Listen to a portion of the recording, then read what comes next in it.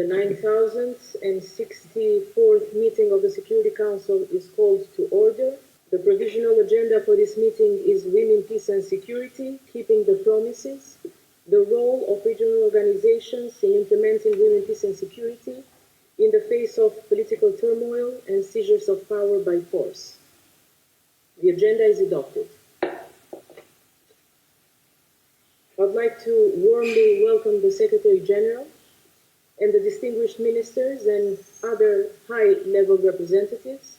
Your presence today underscores the importance of the subject matter under discussion. In accordance with Rule 37 of the Council's Provisional Rules of Procedure, I invite the representative of Algeria, Argentina, Austria, Bulgaria, Canada, Chile, Croatia, Czech Republic, Ecuador, Egypt, Finland, Georgia, Germany, Greece, Guatemala, Italy, Indonesia, Jordan, Liechtenstein, Luxembourg, Malta, Morocco, Namibia, Poland, Republic of Korea, Portugal, Slovakia, Slovenia, Spain, South Africa, Switzerland, Thailand, Turkey, Ukraine, Uruguay, Bolivarian Republic of Venezuela to participate in this meeting. It is so decided. In accordance with Rule 39 of the Council's Provisional Rules of Procedure, I invite the following briefers to participate in this meeting. Ms. Sima Sami Bahous, Executive Director of UN Women, Her Excellency Ms. Helga Maria Schmidt, Secretary General of the Organization for Security and Cooperation in Europe, Ms. Bineta Diop, Special Envoy on Women, Peace and Security of the Chairperson of the African Union Commission, Her Excellency Ms. Stella Groner-Grubacic, European Union Ambassador for Gender and Diversity, and Dr. Haifa Abu Ghazaleh, Assistant Secretary General, Head of Social Affairs Sector at the League of Arab States. It is so decided. The Security Council will now begin its consideration of item 2 of the agenda.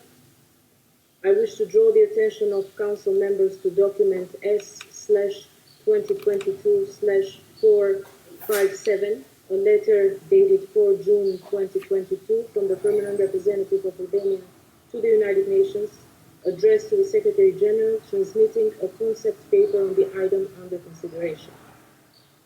I would like to warmly welcome the Secretary General and the distinguished ministers again, and I would like to now give the floor to the Secretary General, His Excellency, Mr. Antonio Guterres.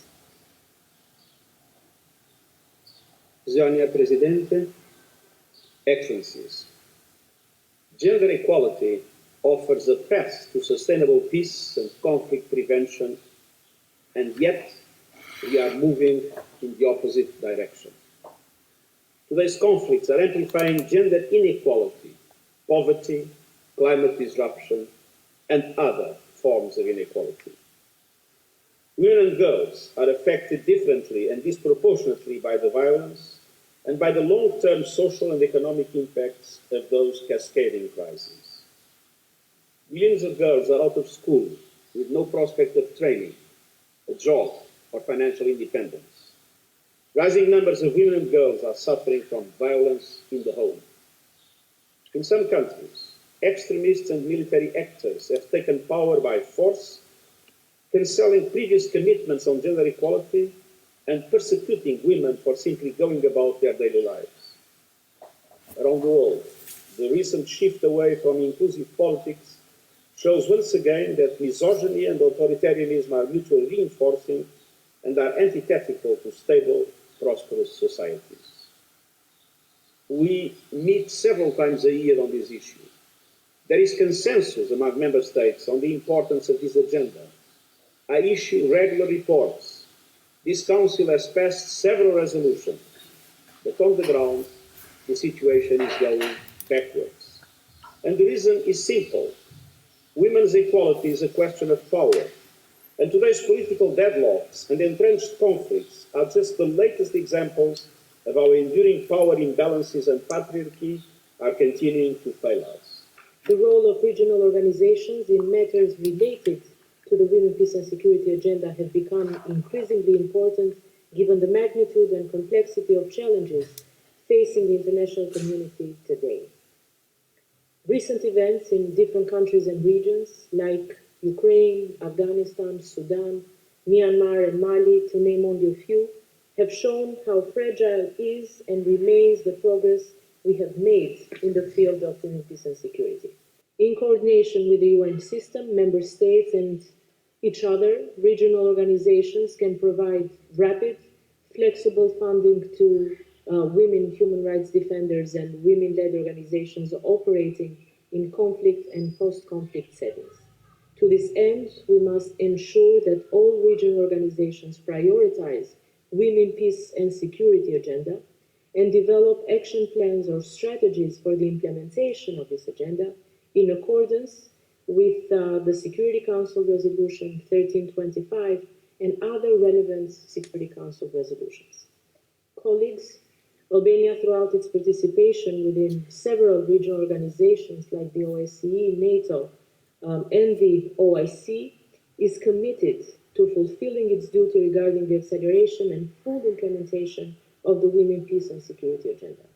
Women, Peace and Security agenda was integrated as one of the priorities of Albania's OSCE chairmanship in 2020, injecting a new momentum in the OSCE's work in promoting the role of women in conflict resolution and peace processes. We are happy to see that women, peace and security continues to be prioritized by this organization. As a member of NATO, Albania is working tirelessly to reduce barriers to the active and meaningful participation of women in the security institutions at national level and within the alliance. Women today constitute almost 20% of the total armed forces personnel in Albania.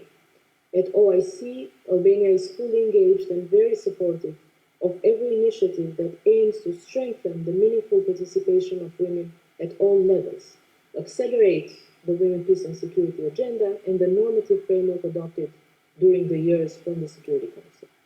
Colleagues, I'm very happy to report on some real, bold, and significant achievements on the meaningful participation of women in important decision-making processes in my country. Albania currently ranks amongst the top 5 gender-balanced governments in the world, with 75% women ministers.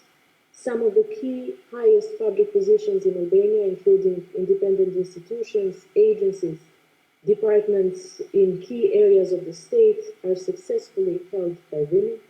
Albania has taken important steps towards officially embracing gender-responsive budgeting at central and local level.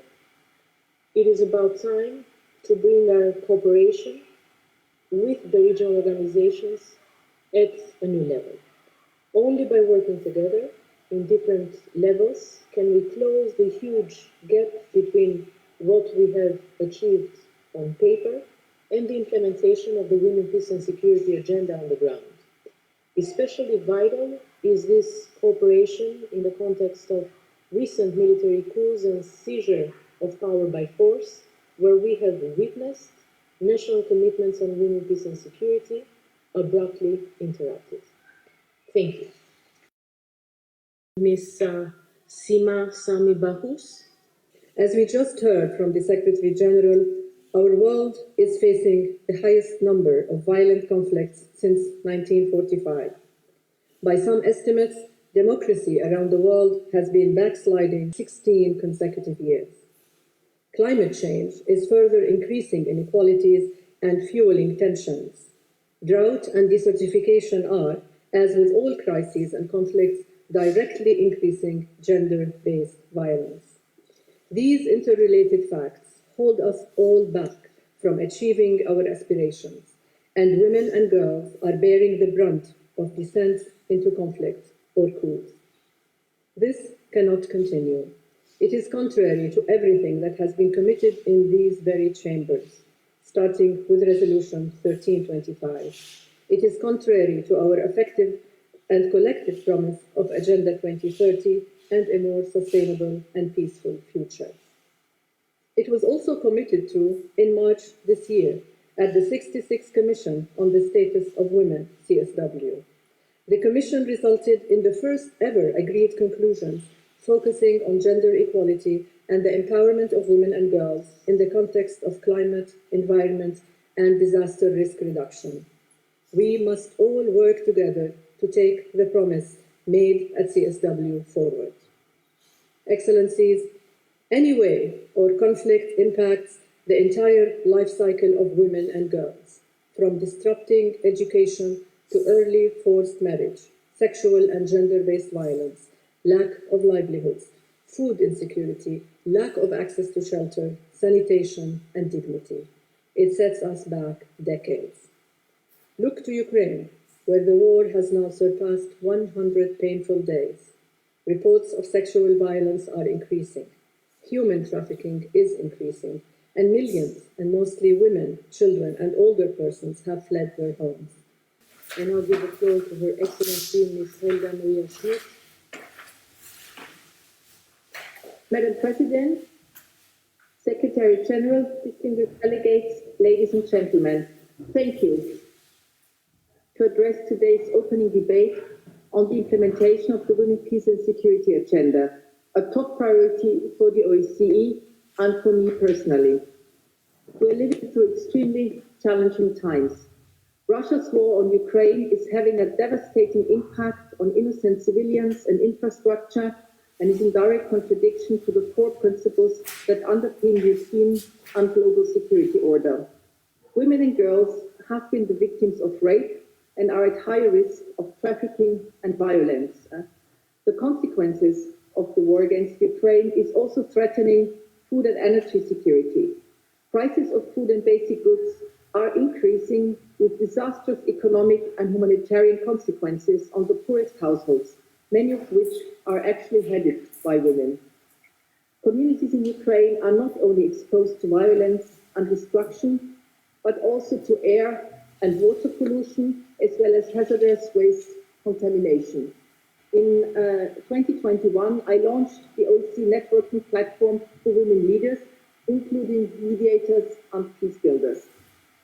This platform includes women from Ukraine and Afghanistan.